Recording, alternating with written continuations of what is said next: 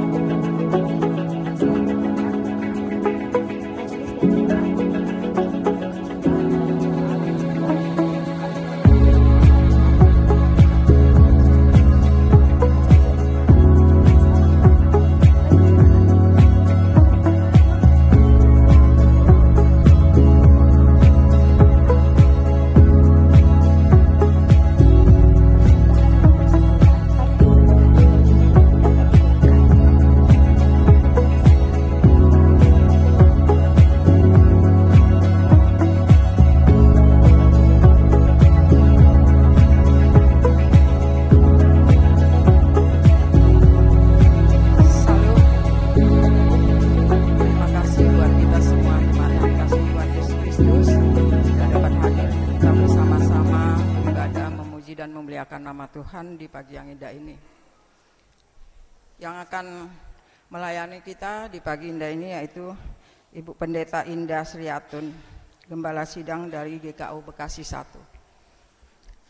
Ya Bapak Ibu yang dikasihi Tuhan Yesus Kristus, sebelum kita masuk dalam ibadah, ini hari ada pembagian paket Natal untuk yang menerimanya. Nanti sesudah habis ibadah, biasa ke samping untuk mengambil paket Natal. Dan yang kedua, lagu untuk persembahan nanti di sini berbeda dengan yang biasa. Untuk persembahan, bait yang pertama itu hanya kantoria, terus diselingi instrumental. Bait yang kedua, wanita, langsung diselingi lagi dengan instrumental. Yang ketiga untuk pria, yang keempat untuk pemuda dan anak-anak. Dan untuk yang kelima, semua jemaat.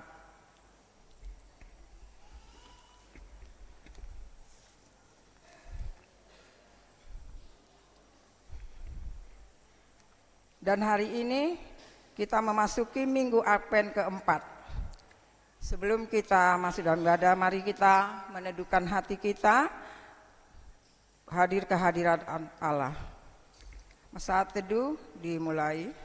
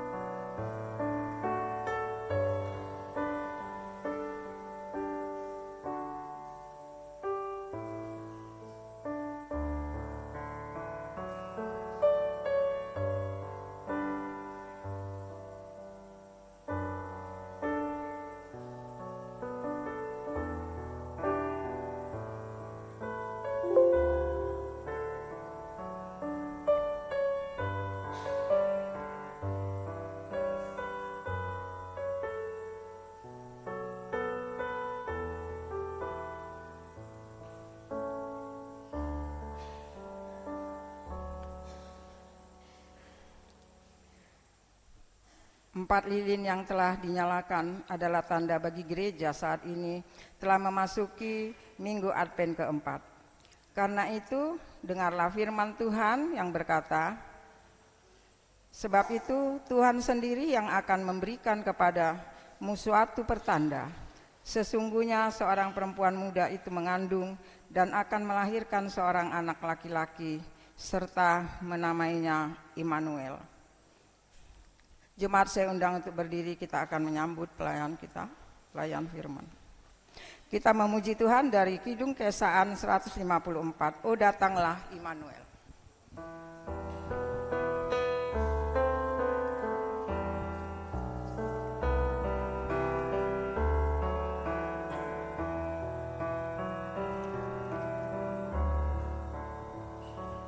Oh datanglah tebus umatmu Israel yang dalam berkeluh kesah menantikan penolongnya. Bersoraklah hai Israel menyambut Sang Immanuel.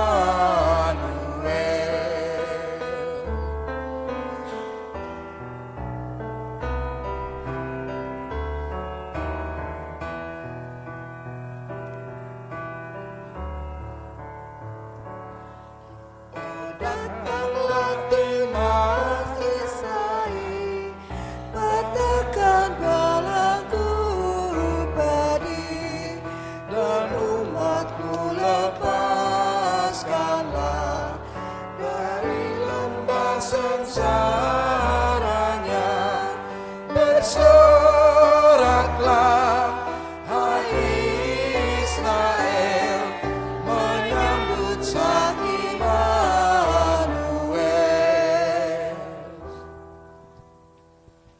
Pertolongan kita adalah dari Tuhan yang menjadikan langit dan bumi, yang memelihara kesetiaannya sampai selama-lamanya, dan yang tak pernah meninggalkan perbuatan tangannya.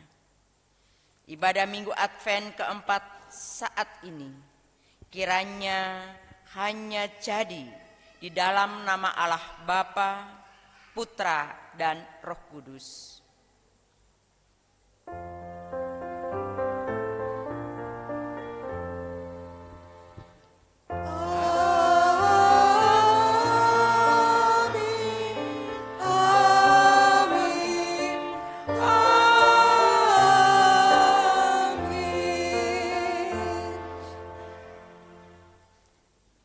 Salam bagi saudara yang dilindungi Allah, Tuhan besertamu. Dan besertamu juga. Silahkan duduk kembali.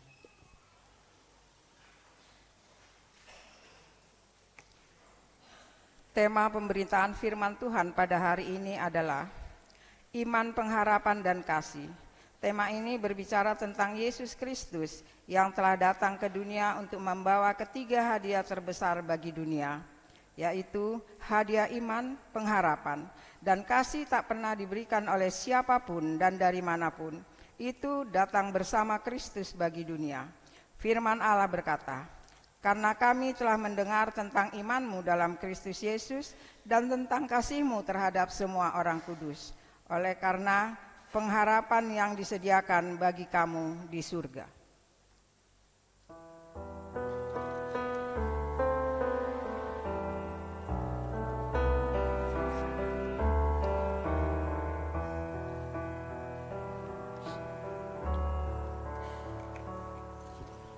Kunci Daud datanglah, gapura surga bukalah, tutuplah jalan seteru, supaya selamat umatmu. Bersoraklah, hai Israel, menyambut Sang Immanuel.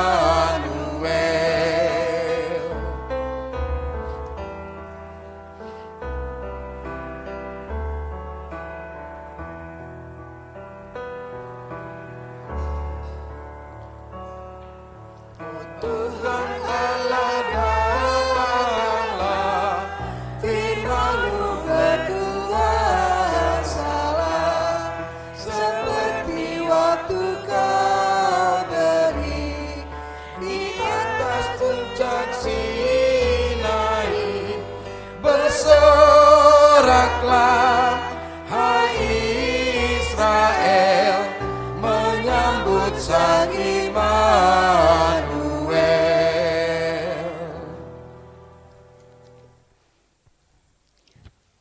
Allah datang dalam diri Kristus bukan untuk menghakimi dunia, tetapi untuk memulihkan dunia. Firman Allah berkata, "Jadi kami ini utusan-utusan Kristus, sebab Allah menasihati kamu dengan perantaraan kami. Dalam nama Kristus kami meminta kepadamu, berilah dirimu didamaikan dengan Allah." Ajakan firman Tuhan, marilah kita dengan penuh kerendahan hati mengakui dosa kita kepada Allah. Kita mengaku secara pribadi.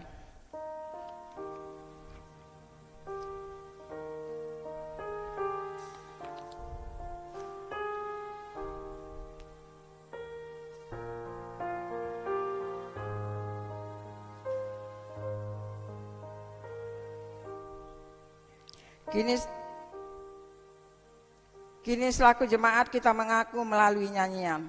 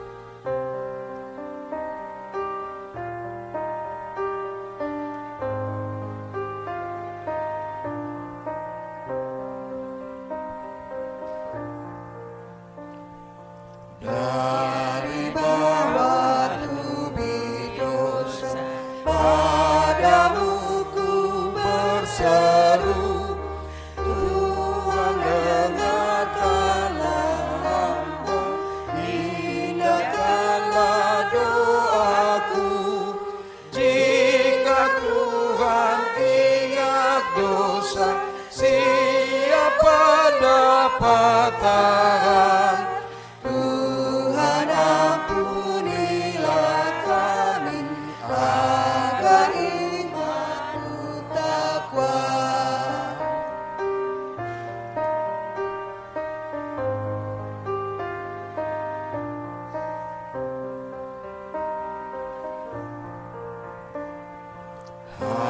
Harapanku pada Tuhan, tumpuan kerahiman.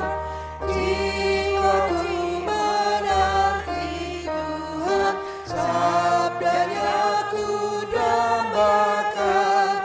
Akan fajar dini hari, rindu para penjaga. Akan Tuhan dan ampunnya, rindulah umat Allah.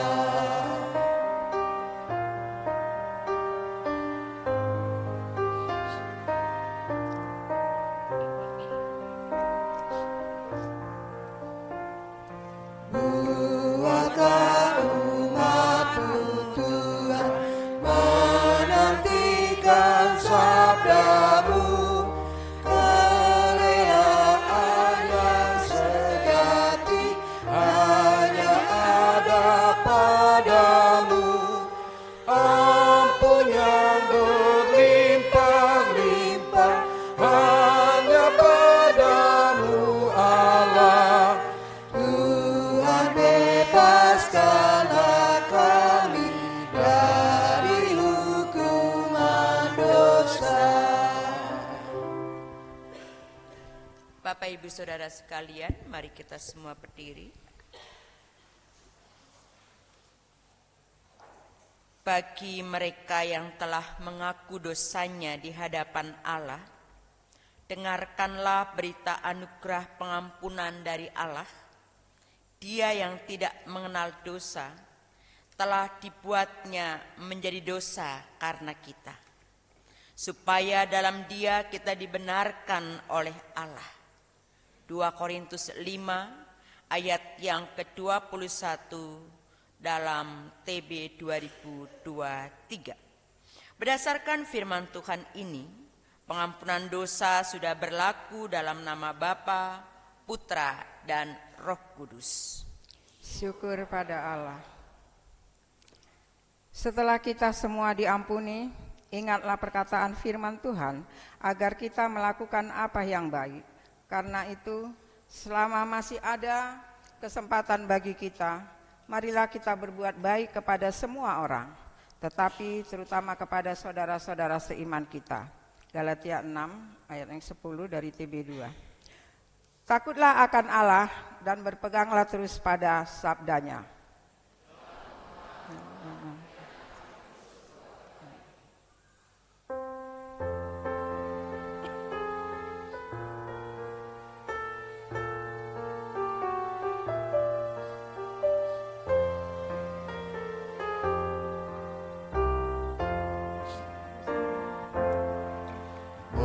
Begitu kasih Allah akan dunia, diberikan anaknya yang satu-satunya, supaya yang percaya tidak binasa, tapi hidup selamanya. Jemaat dipersilakan duduk.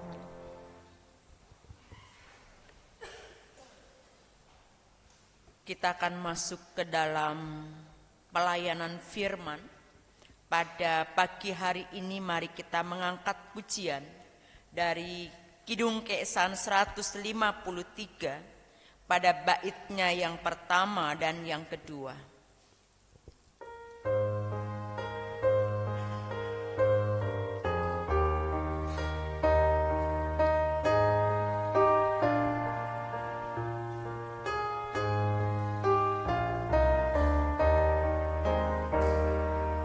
Gapuramu lapangkanlah, menyambut rajamu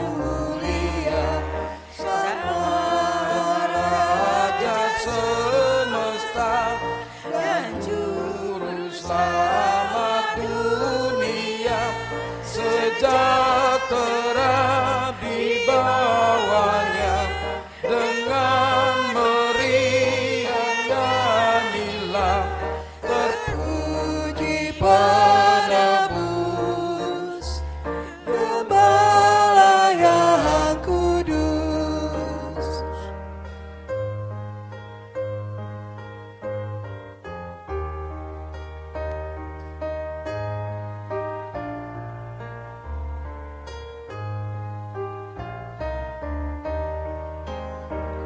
Benar dan adil hukumnya, dan amat lambang kuasanya.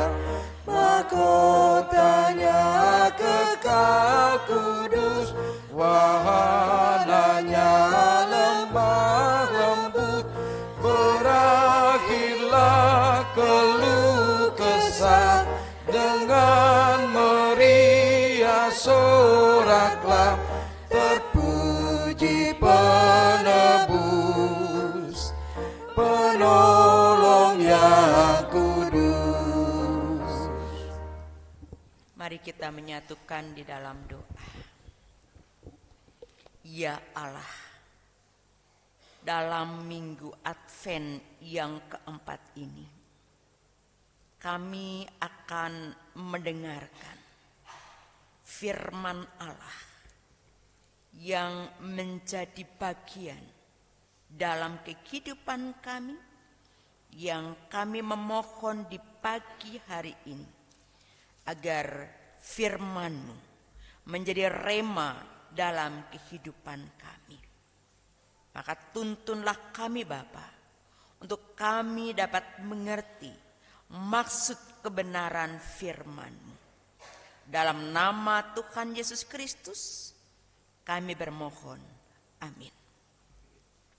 Bapak Ibu Saudara sekalian, pemberitaan firman Tuhan pada pagi hari ini diambil dalam 1 Korintus 13 ayatnya yang ke-13, dan saya mengundang nanti kita membaca secara bersama-sama. Untuk itu kita berdiri. 1 Korintus 13 ayat yang ke-13. Demikianlah firman Allah. 1, 2. Demikianlah tinggal ketiga hal ini, yaitu iman, pengharapan, dan kasih. Dan yang paling besar di antaranya ialah kasih. Demikianlah kebenaran firman Tuhan. Terpujilah Tuhan kita Yesus Kristus. Firman Allah berkata, yang lebih berbahagia ialah mereka yang mendengarkan firman Allah dan yang memeliharanya. Maranatha. Maranatha, Maranatha, Maranatha.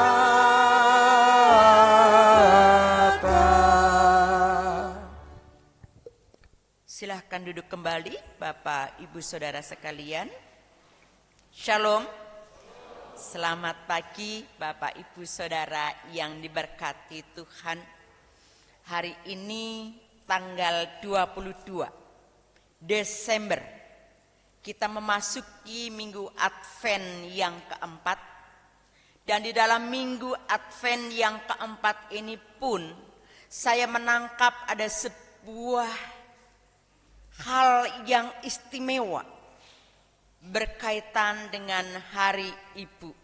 Boleh sampaikan selamat Hari Ibu kepada yang ada di samping kanan kiri kita.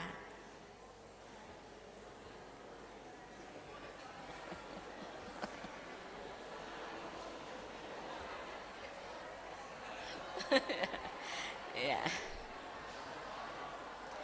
Baik, terima kasih ibu-ibu, untuk bapak-bapak, untuk anak muda yang sudah mengucapkan selamat Hari Ibu.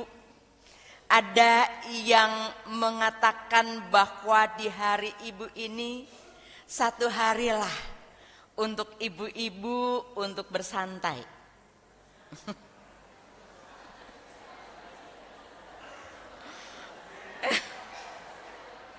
Ya, karena 24 jam katanya. Dia selalu disibukkan dengan pekerjaan-pekerjaan rutinitas. Mengurus suami, mengurus anak-anak, mengurus pekerjaan rumah yang katanya tidak pernah berhenti dan enggak kelihatan, tapi kok terasa ya dalam kehidupan sehari-hari. Maka momen untuk menghargai sewajarnya lah. Tetapi yang lebih besar daripada semuanya itu, kalau ibu bapak saudara melakukan dan mengucapkan karena ditandai dengan kasih. Amin. Ya, ibu bapak yang diberkati, dalam minggu Advent yang keempat ini bicara tentang iman, pengharapan, dan kasih. Di dalam pembacaan firman pada pagi hari ini sejujurnya Bapak Ibu Saudara, singkat sekali. Karena hanya satu ayat. Tetapi ayat-ayat yang mendahului dari pasal 13 dan pasal 12 dan sesudah pasal 13 yaitu pasal 14, saya boleh memperhatikan dan mencermati bahwa apa yang dituliskan oleh Rasul Paulus kepada jemaat yang ada di Korintus ini untuk menandai yang sangat berkaitan antara hubungan iman, pengharapan, dan kasih. Nah, inilah yang hari ini kita coba untuk mencermati apakah itu iman, apakah itu pengharapan, dan kenapa di dalam pembacaan yang hari ini kita membacanya bersama-sama menunjukkan bahwa kasih yang paling besar di antara iman dan pengharapan. Saya mencoba untuk melihat apa yang dituliskan, yang saya coba meringkas dari William Barclay, yang mengatakan bahwa iman atau pistis, yang menekankan bahwa iman bukan hanya keyakinan intelektual, melainkan komitmen total kepada Allah. Itu kata Barclay. Kemudian dia juga menangkap kata pengharapan atau elpis, yaitu pengharapan orang Kristen tidak hanya mengharapkan keselamatan, tetapi juga kekuatan untuk menghadapi kesulitan. Sedangkan kasih atau agape adalah cinta yang tidak mementingkan diri, melainkan mengasihi Allah dan sesama tanpa pamrih. Ketika saya coba sekali lagi untuk memahami apa yang dituliskan oleh Barclay ini, bahwa iman adalah keyakinan yang disadarkan karena intelektual, bukan karena intelektualnya, melainkan sebuah komitmen total kepada Allah. Kemudian saya merujuk kepada Ibrani 11 ayat 1 yang berkata demikian, iman adalah dasar dari segala sesuatu yang kita harapkan dan bukti dari segala sesuatu yang tidak kita lihat. Dari ayat 11 dan apa yang tadi sudah disampaikan atau saya mengutip dari tulisan Barclay ini menunjukkan bahwa iman menjadi pondasi, menjadi dasar dari segala sesuatu yang Bapak, Ibu, Saudara, dan saya harapkan, walaupun kita belum menangkap atau belum kita menerimanya itu, tetapi kita memiliki kepastian bahwa iman itu, karena keyakinan itulah kita akan mendapatkan. Nah, saudara yang diberkati Tuhan, di dalam iman yang mengharapkan, berarti ada sebuah pengharapan yang bicara tidak hanya keselamatan yang akan datang, tetapi bicara tentang keselamatan yang ada di dalam dunia, yang hari ini kita juga terus berharap bahwa di dalam perjalanan hidup ini, supaya Allah menuntun kita, supaya Allah mengarahkan kita, supaya Allah membimbing kita sampai kepada finish. Walau dalam perjalanan hidup kita tidak selalu pengharapan itu menjadi langsung atau langgeng. Kadang dalam pengharapan atau untuk mencapai pengharapan itu ada lika-liku kehidupan yang mungkin kita meneteskan air mata oleh karena kepedihan atau mungkin tertatih-tatih ketika untuk mendapatkan semuanya itu. Kadang rintihan-rintihan, kadang gesekan-gesekan, kadang keringat, tenaga, pikiran kita harus keluarkan. Tetapi ketika kita mempunyai keyakinan bahwa apa yang aku perjuangkan, apa yang aku tekati, atau yang aku maui, aku percaya Tuhan mengiring, Tuhan menolong, Tuhan memampukan semuanya itu.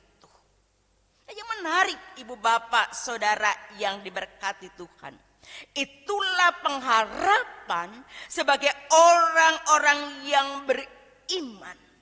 Tetapi dalam pengharapan itu ada sebuah batasan untuk kita dikontrol, untuk kita dapat mengontrol diri, yaitu kasih.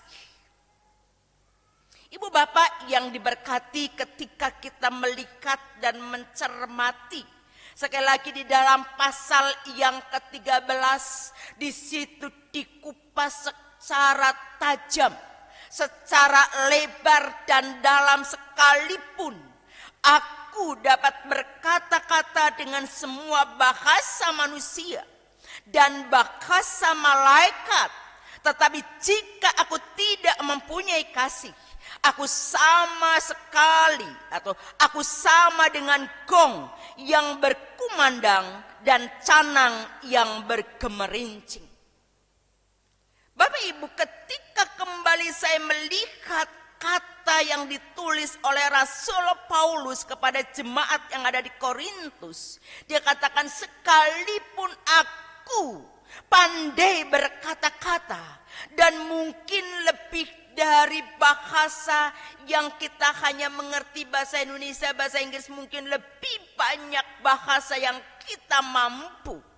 Dan bahkan dikatakan aku bisa berbahasa malaikat, akan menjadi sebuah sia-sia kalau hanya tong kosong nyaring bunyinya. Ada Bapak Ibu Saudara, orang yang begitu pintar sekali untuk berbicara. Ada sekali orang lihe untuk berbicara dan mungkin kita terpukau, mungkin kita terkesima dengan perkataan-perkataannya seperti itu. Dan wow, sangat-sangat luar biasa dan akhirnya iya. Tetapi kalau hanya pandai berkata-kata, tetapi hanya pandai berkata-kata, Paulus sekali lagi, seperti canang yang bergemerincing, tong kosong nyaring bunyinya. Bukan berarti bahwa kita nggak perlu berkata-kata. Jelas. Karena kata-kata atau berbicara itu adalah alat komunikasi yang efektif. Tapi bagaimana saat ini untuk kita memanfaatkan perkataan-perkataan itu? Bagaimana kita itu dapat mempengaruhi tetapi memberi pengaruh yang positif dalam setiap perkataan. Nah, inilah yang Paulus menggiring kita, yang membawa kita untuk memahami, sehingga ada yang berkata sedikit bicara tetapi banyak bertindak. Sedikit bicara tetapi banyak perbuatan-perbuatan. Karena dengan perbuatan-perbuatan yang nyata, dengan perbuatan-perbuatan yang terbukti, dengan perbuatan-perbuatan yang terlihat, akan menjadi perkataan yang tidak hanya satu kali dia berkata, tetapi mungkin diingat bisa berhari-hari, bisa berbulan-bulan, bisa bertahun-tahun, dan mungkin dia akan selalu mengenang karena perbuatan-perbuatan itu nyata, jelas, dan terasa.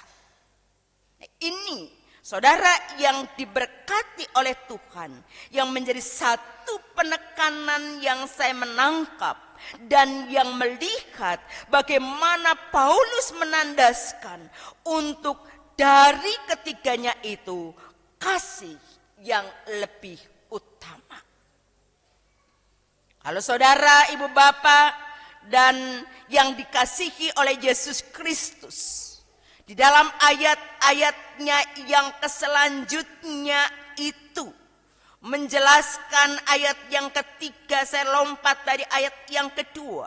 Dan sekalipun aku membagikan segala sesuatu yang ada padaku, bahkan menyerahkan tubuhku untuk dibakar, tetapi jika aku tidak mempunyai kasih sedikit pun, dia katakan gak ada faedahnya, nggak ada untungnya.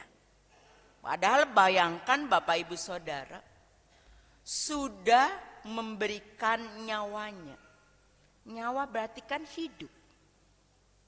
Hidup berarti segala kehidupan dia total dia berikan.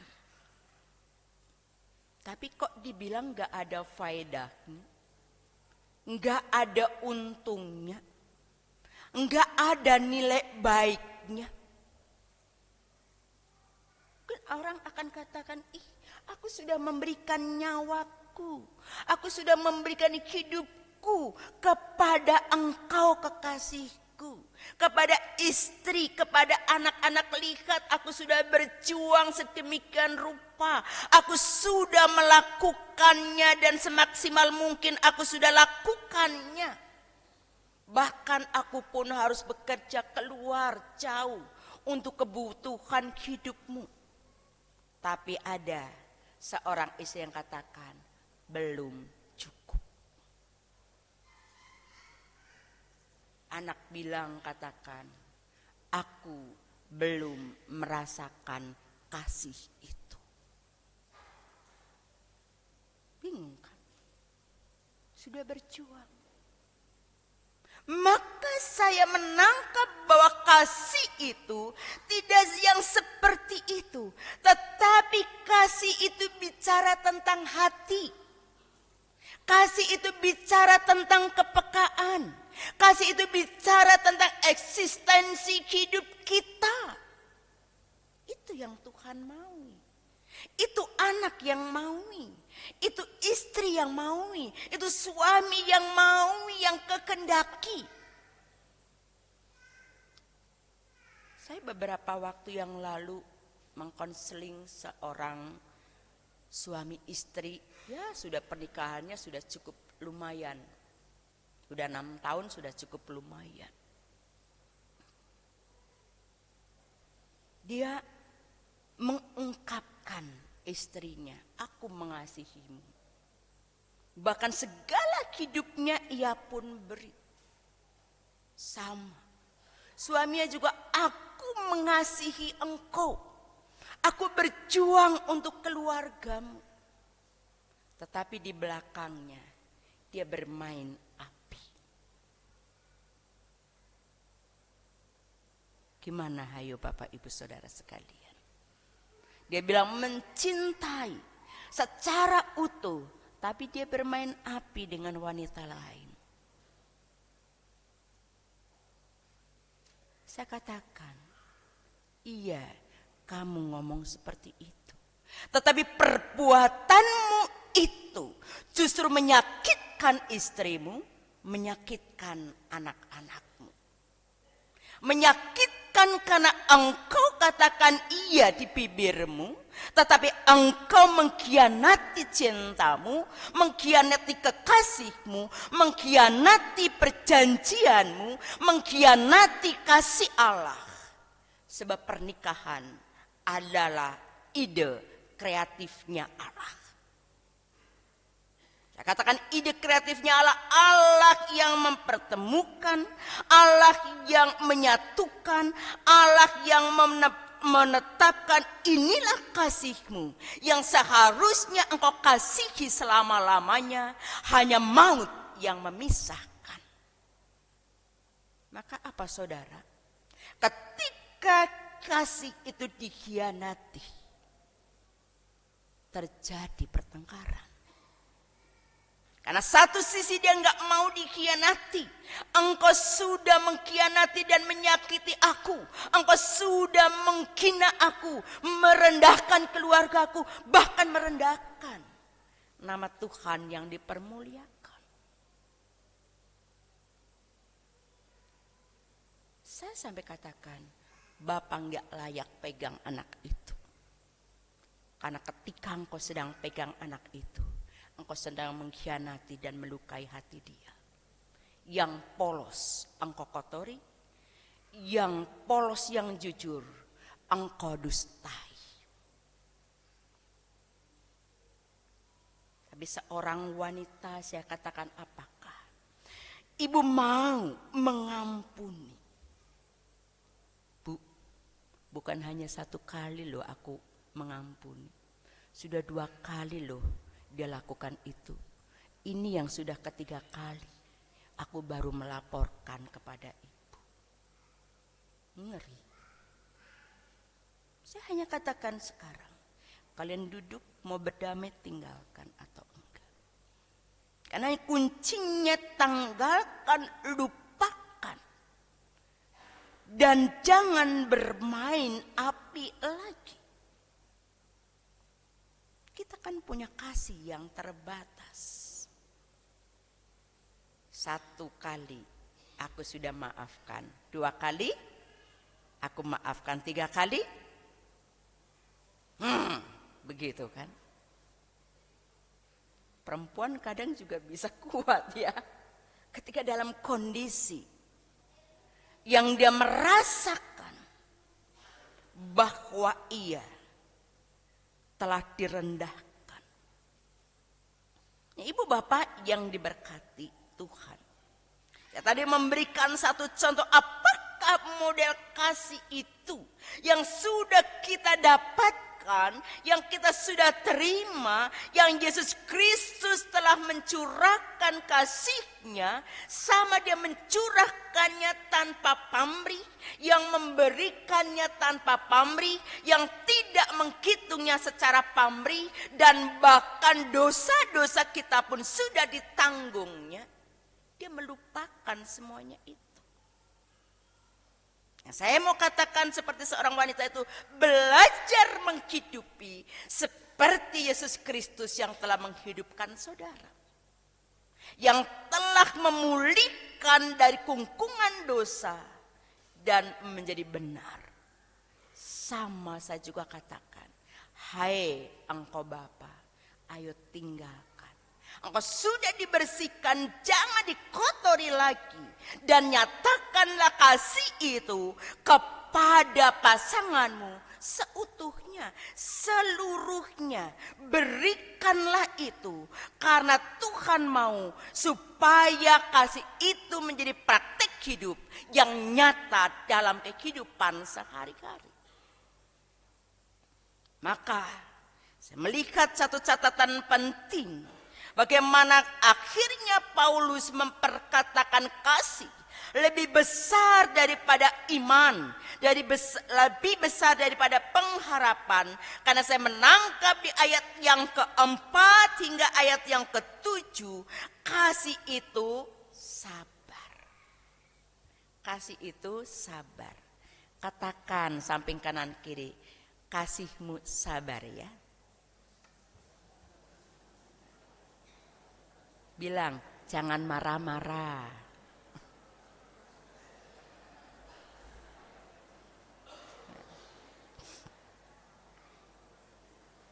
Kemudian apalagi ibu bapak di situ? Murah hati. Bilang sama papanya, "Pa, ini sudah Desember, bagi dong duitnya buat laku." Murah hati, bagi. Pasti ibunya, anak-anaknya tersenyum deh. "Papa makasih ya. Papa baik deh hari ini." Apalagi kalau hari ini pulang bapaknya yang nyiapin makan ya. Sekali-kali lah nyiapin makan buat istri, kan begitu. Nyiapin makan buat anak-anak, cuci piring. Iya ya, ternyata satu hari kerja lumayan capek juga ya, kan gitu. Kasih itu sabar, kasih itu murah hati. Kata murah hati berarti gak pelit ibu bapak saudara. Hatinya aku serahkan seutuhnya kepadamu. Aku menyerahkan dan lihat. Ada katakan kalau gak percaya bongkar nih hatiku. Kalau dibongkar ya matilah kita, kan begitu. Tapi maksudnya apa? Ini ketulusan, kesungguhan yang sungguh-sungguh harus dinyatakan dan ia dikatakan tidak cemburu ya.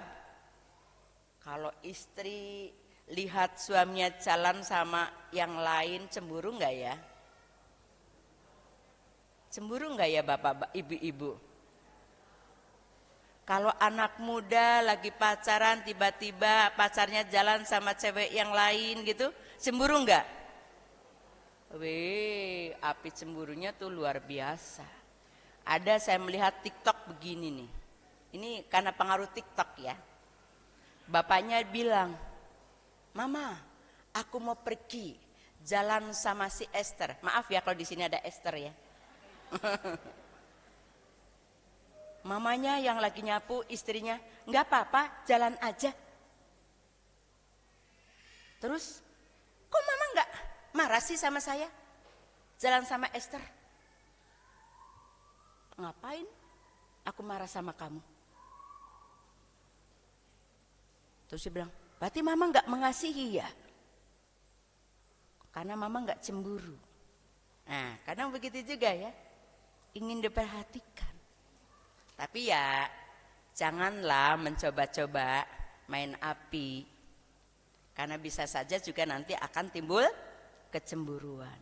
Kalau Esthernya memang teman kerja, kalau Esthernya memang dia bosnya, ya mengertilah biasanya ibu-ibu ya. Jalan sama bosnya, jalan sama rekan kerjanya kan supaya pekerjaannya itu berjalan lancar. Ya artinya mau ditangkap di sini. Kadang di situ katakan ia tidak cemburu. Paham mana menempatkan kecemburuan itu. Apakah cemburu karena dia memang melangkai atau dia tidak menghargai? Cemburu dong pasti. Tapi kalau dia bekerja buat karena pekerjaannya atau karena untuk hal-hal memajukannya, saya pikir kita juga harus bernalar. Sehingga jelas bahwa kecemburuan itu Paulus juga mau katakan tempatkan dalam posisi yang benar. Dan engkau itu tidak memegahkan diri dan tidak sombong. Kalau di dalam rumah tangga sudah menikah, Bapak ibu saudara, apa yang mau disombongkan?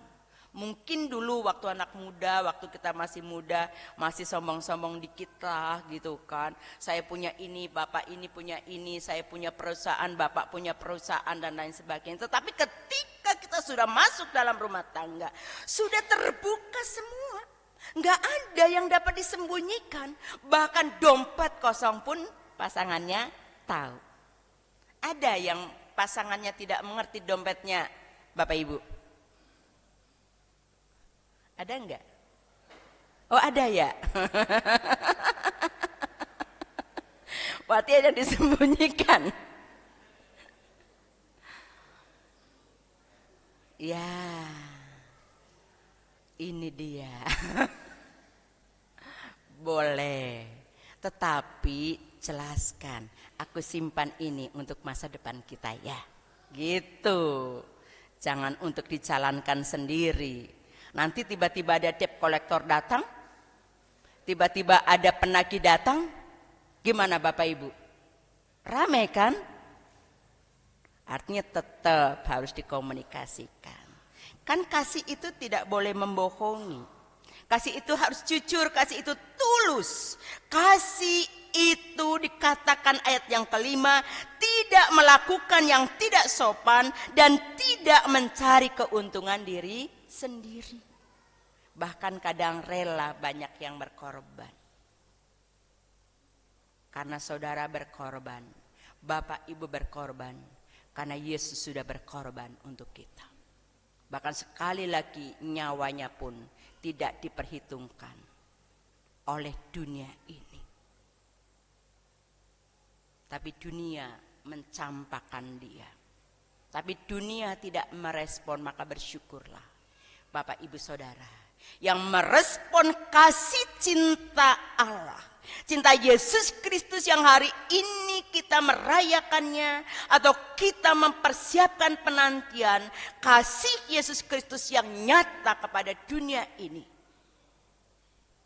Yohanes 3 ayat 16, karena begitu besar kasih Allah akan dunia ini, sehingga ia mengaruniakan anaknya yang tunggal, supaya setiap orang yang percaya kepadanya sekali lagi tidak binasa, melainkan beroleh hidup yang kekal. Dari itu Bapak Ibu Saudara, tulusnya Yesus, kasihnya yang sangat merasa dalam kehidupan kita, masa kita campakkan? Ayo kita praktekkan. Buktikan bahwa aku juga mau mengasihi keluarga. Aku mengasihi orang-orang yang tersisi. Aku mau mengasihi sesungguhnya apa yang sudah diteladankan. Bertindak tidak mementingkan diri sendiri. Tapi aku memberi hidup. Karena aku tahu aku sudah diberikan kehidupan oleh Allah. Maka aku mau memberi hidup kepada orang lain. Kepada istri, kepada suami, kepada anak-anak, kepada menantu, kepada semua, supaya membawa dampak. Sehingga ketika kita mempraktekkan kasih ini, wow, lebih besar dari iman, lebih besar dari pengharapan. Karena kasih itu menyatukan antara iman, pengharapan, dan menjadi satu keutuhan yang kokoh. Selamat mempraktekkan kasih dalam hidup kita. Amin.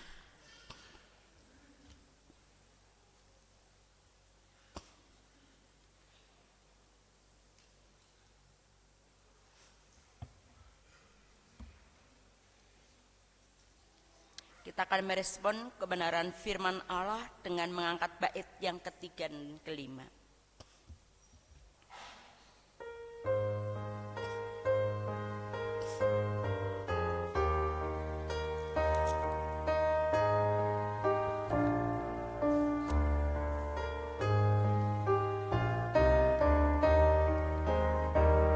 Selamat berbahagia negeri yang memilikinya.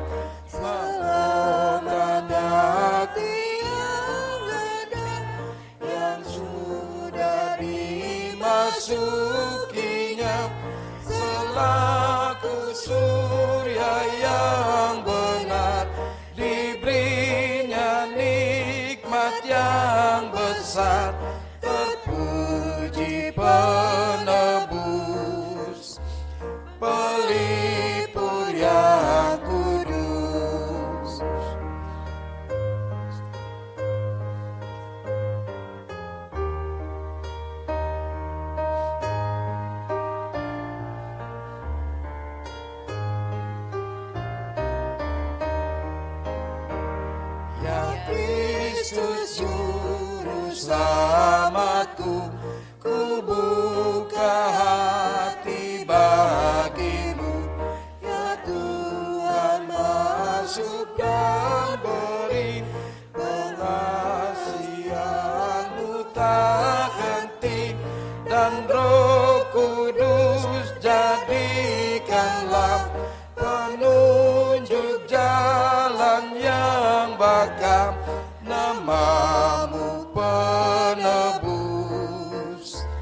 terpujilah terus. Bolehkah saya tutup dalam doa untuk firman Tuhan ini? Boleh? Ya, mari kita satu dalam doa terlebih dahulu. Kami bersyukur kepada Engkau Tuhan untuk hari ini kami boleh mendengar firman Allah bahwa iman, pengharapan, dan kasih menyatu menjadi satu kesatuan yang kokoh, sehingga menjadi sebuah gambaran nyata bahwa kami memiliki iman, kami punya pengharapan, dan kami punya kasih yang mengikat untuk mewujud nyatakan kasih Allah di muka bumi ini. Dalam Yesus Kristus kami bermohon, amin. Jemaat saya undang untuk berdiri. Jemaat yang dikasihi Tuhan Yesus, bersama dengan gereja dari segala abad dan tempat dan waktu, marilah kita mengaku iman kita dengan kita berkata, Aku percaya pada Allah, Bapa yang Maha Kuasa, Khalik langit dan bumi, dan kepada Yesus Kristus, Anak yang tunggal Tuhan kita, yang dikandung daripada Roh Kudus, lahir dari anak darah Maria, yang menderita di bawah pemerintahan Pontius Pilatus, disalibkan, mati dan dikuburkan. Pada dalam kerajaan maut. Pada hari yang ketiga, bangkit pula dari antara orang mati, naik ke sorga, duduk di sebelah kanan Allah, Bapa yang Maha Kuasa, dan datang dari sana untuk menghakimi orang yang hidup dan yang mati. Aku percaya pada Roh Kudus, gereja yang kudus dan am, persekutuan orang kudus, pengampunan dosa, kebangkitan daging, dan hidup yang kekal. Amin. Jemaat dipersilakan duduk kembali.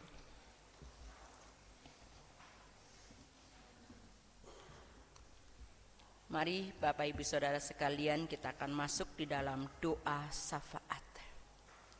Kami datang kepada Engkau Tuhan, hendak bersyukur bersama para keluarga-keluarga yang telah mengambil hidup bersama dengan Tuhan, bersama dengan keluarga Bapak Suhito, keluarga atau saudari Laura Valentina Sitorus, keluarga Ibu Dence Erna Mantiri Sudarno, keluarga Ibu Loisdo Boru Khombing, keluarga Ibu Karsini Suryono, keluarga saudari Nur Hayati Sega, keluarga Bapak Tukiar Pranoto Saputro, keluarga saudari Penatua Adianingsih, keluarga Ibu Tukila Umar Yanto, keluarga Ibu Ning Suprapti Sukhadi. Apakah yang menjadi kerinduan, harapan, iman mereka, memastikannya bahwa mereka akan menerima kasih cinta Allah dalam hidup mereka. Anak-anaknya diberkati, suami dalam pekerjaan dijagai, wanita-wanita yang dicintainya diberikan hikmat untuk mengelola setiap berkat Tuhan yang tercurah dalam rumah tangga mereka. Dan dikala mereka mempunyai anak-anak, berkati anak-anak mereka. Dan dikala mereka sudah mempunyai cucu-cucu, anak keturunannya tidak akan meminta-minta, tetapi melimpah dengan syukur, sehingga mereka pun menjadi berkat bagi banyak orang. Kami mau menyerahkan kepadamu Tuhan untuk Gembala Sidang Pendeta Iren beserta dengan suami dan anak yang sedang dalam perkuliahannya, engkau beserta dengan keluarga hamba-Mu tersebut, apa yang menjadi kerinduannya nyata dalam hidup mereka. Bersama dengan para majelis, dengan keluarganya, engkau yang memilih mereka, engkau pula yang memastikan damai sejahtera ada di dalam rumah tangga mereka, rencana masa depannya, pekerjaannya, engkau Bapa Sang Pemberi, memberikan dan menyatakannya.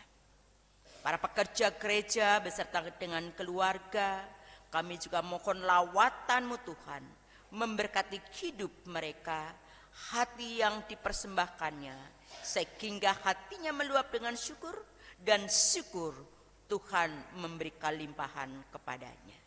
Dalam setiap komisi-komisi yang ada di dalam gereja ini, kami juga serahkan kepada Engkau Bapa, dari komisi sekolah minggu sampai lansia, mungkin ada komisi yang lainnya. Kami percaya Roh Tuhan hingga memberkati mereka yang menjadi pelayan-pelayan meja.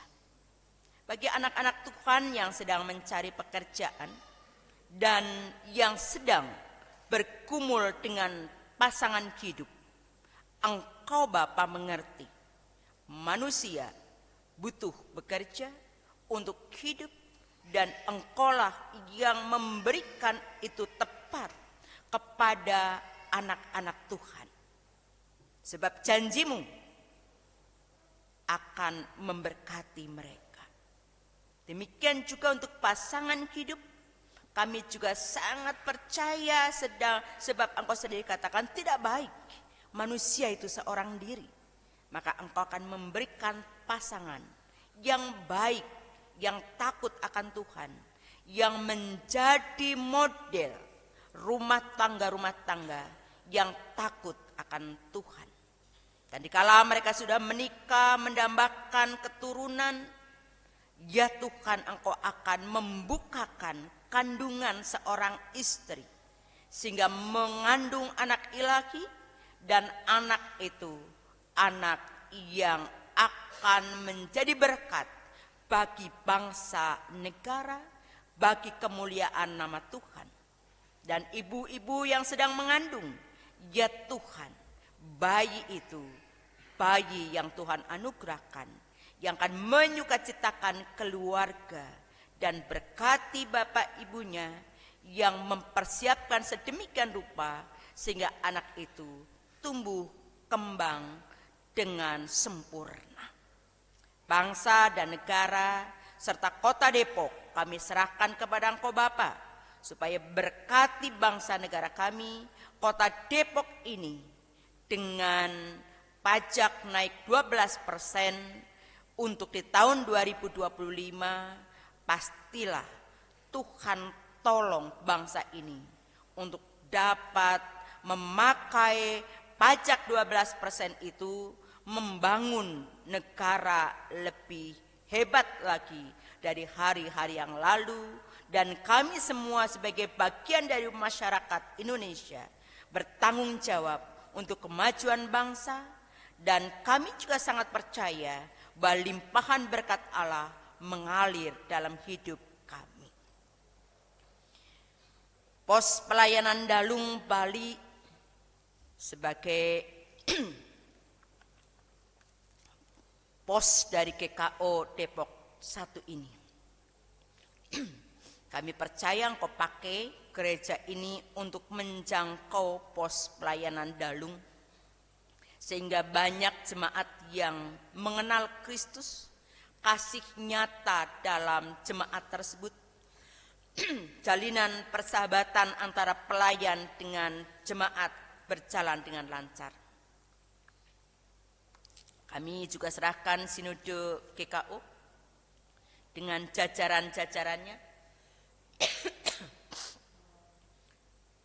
agar Engkau pakai sinode GKO untuk menjangkau, menjembatani, menolong, menyatukan, membawa kepada visi utama semua menjadi satu.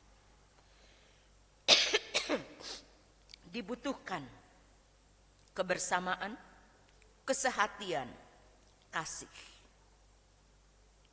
Kami juga serahkan kepada Engkau untuk para pelayan Tuhan, pendeta-pendeta, vikaris-vikaris, majelis-majelis, agar Engkau pakai Tuhan untuk kami bersatu padu melayani umat-Mu. Natal tanggal 24, ibadah Natal tanggal 25, ibadah malam Natal malam tahun baru.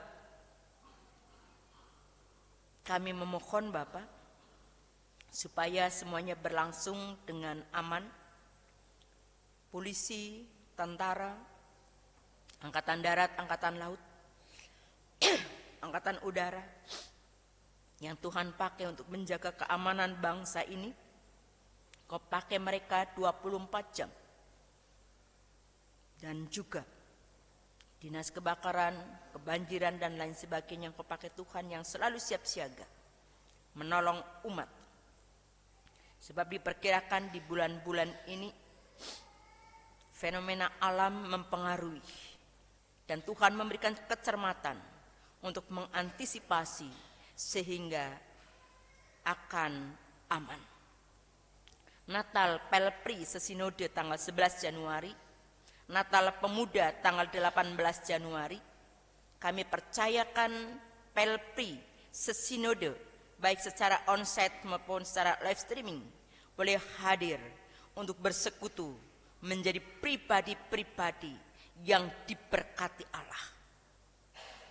Demikian juga pemuda-pemudi, bagaimana mereka merasakan keharmonisan cinta kasih Allah sehingga mereka bersyukur untuk merayakan Natal Yesus Kristus.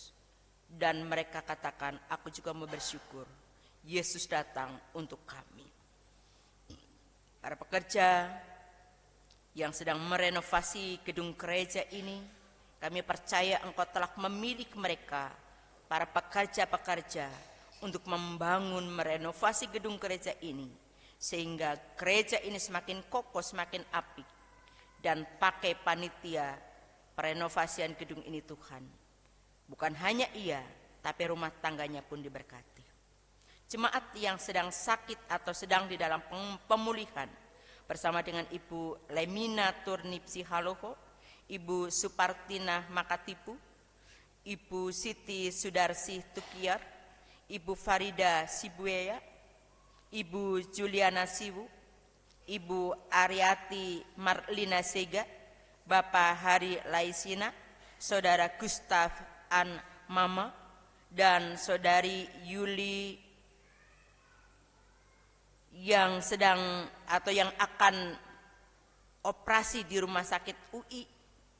Kami percaya Tuhan yang mengangkat sakit penyakit mereka, menyembuhkan mereka, sehingga mereka boleh merayakan sukacita Natal bersama dengan umat-Mu. Terima kasih Tuhan. Hari ini pun kami mau bersyukur kepada Engkau buat jemaat yang berulang tahun dalam sepekan ini bersama dengan Saudara Diko Christopher Ramelan, Dian Natalia Setiawan, Bapak Daniel Liu, Bapak Christian Freddy T. Samara, Natali Parasia Kristi Hardianto, Seril Devina Noela Indrawan, Randy Immanuel Talaen, Saudara Togar Christian Hendratmo, Bapak Denny Sumlang Juju, Bapak Dimitrius Taneo, Bapak Roinaldo Mose, Bapak Ronald Sahat Parlindungan Lumban Tobing, dan Bapak Daniel Tony Hardianto. Ke-13 saudara kekasih kami menyerahkan dalam pemeliharaan Engkau untuk hari, bulan, tahun selanjutnya, seperti Tuhan telah beserta dengan mereka dalam hari, bulan, tahun yang lalu. Inilah doa dan permohonan kami Bapa yang kami alaskan dalam nama Yesus Kristus yang telah mengajarkan kami berdoa. Bapa kami yang ada di sorga, dikuduskanlah namamu, datanglah kerajaan-Mu, jadilah kehendak-Mu di bumi seperti di sorga. Berikanlah kami pada hari ini makanan kami yang secukupnya, dan ampunilah akan kesalahan kami, seperti kami juga mengampuni orang yang bersalah kepada kami. Dan janganlah membawa kami ke dalam pencobaan, tapi lepaskanlah kami daripada yang jahat, karena Engkaulah yang punya kerajaan dan kuasa dan kemuliaan sampai selama-lamanya. Amin. Sekarang marilah kita mengucap syukur kepada Tuhan dengan memberi persembahan sambil mengingat perkataan firman Tuhan. Aku tahu, ya Allahku, bahwa Engkaulah yang menguji hati dan berkenan kepada ketulusan. Aku mempersembahkan semuanya itu dengan sukarela dan tulus ikhlas. Sekarang umat-Mu yang hadir di sini telah kulihat memberikan persembahan kepadamu dengan sukarela dan sukacita. 1 Tawari 29 ayatnya ke-17 dari TB2. Sambil kita mengumpulkan persembahan kita memuji Tuhan dari Kidung Keesaan 386. Tuhan inilah persembahan.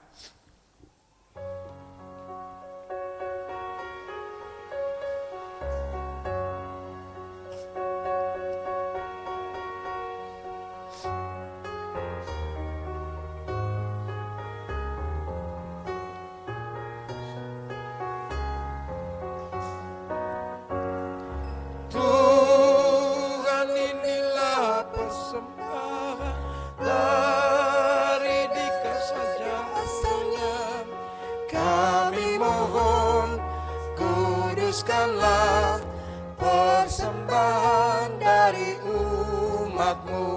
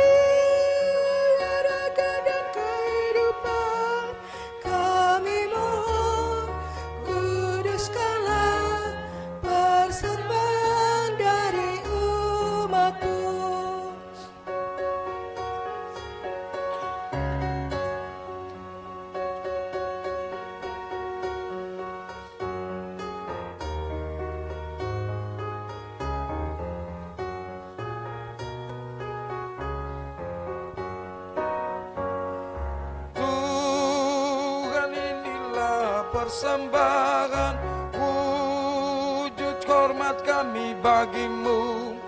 Kami mohon kuduskanlah persembahan dari umat-Mu.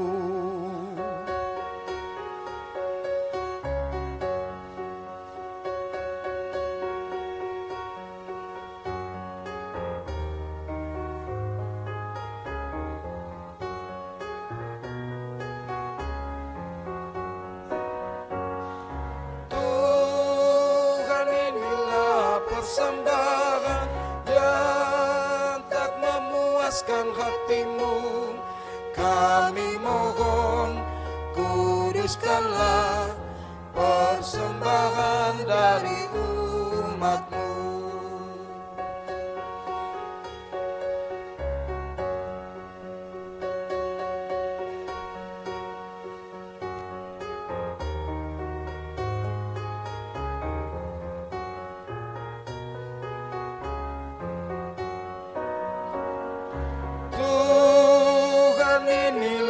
Persembahan kami antarkan dengan tulus. Kami mohon kuduskanlah persembahan dari umat-Mu.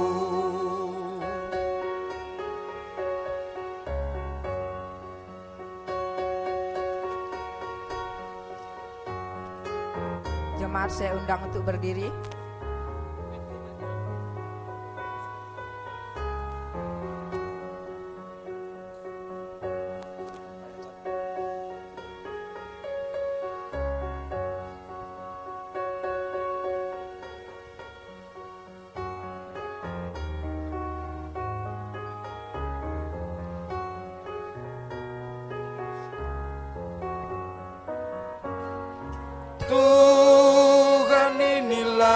persembahan kami antarkan dengan tulus.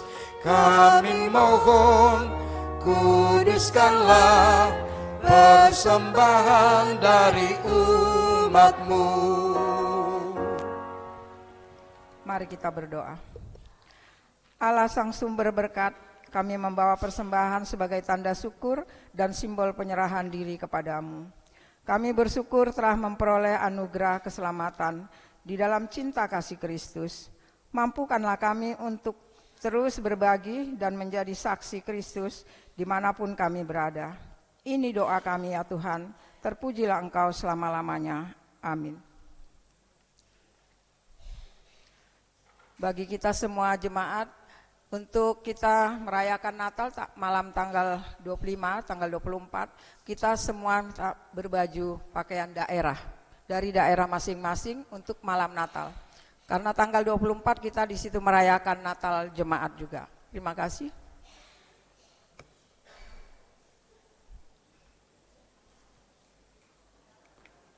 Minggu Advent keempat mengingatkan kita tentang kehadiran Kristus yang membawa iman, pengharapan, dan kasih.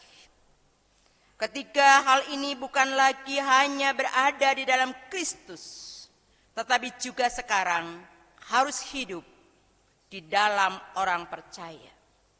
Terlebih dalam waktu menaati kedatangannya yang kedua kali.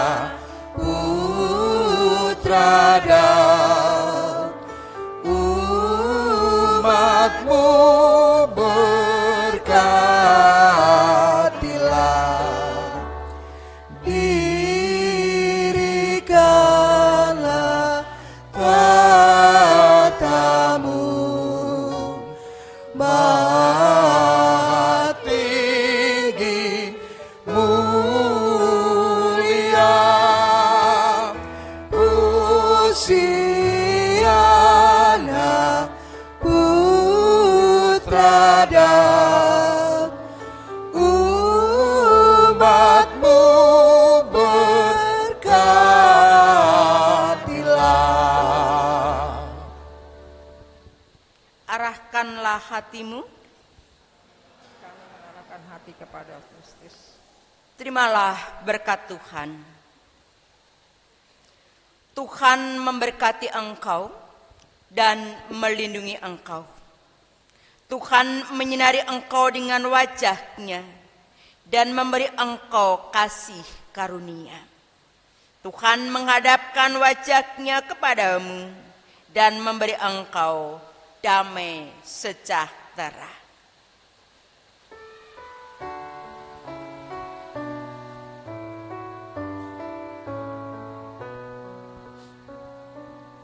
Amin, amin, amin.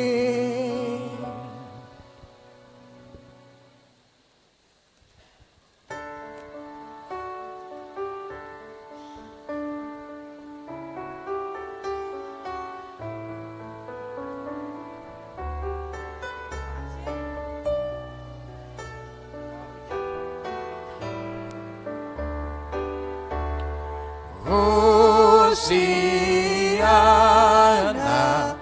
Putra Daud, salam Raja mulia, Raja damai abadi, Putra Allah yang kekal. Hosiana Putra Daud, salam Raja mulia. Kita bersaat teduh dan kita nanti salaman di depan karena di luar turun hujan. Terima kasih.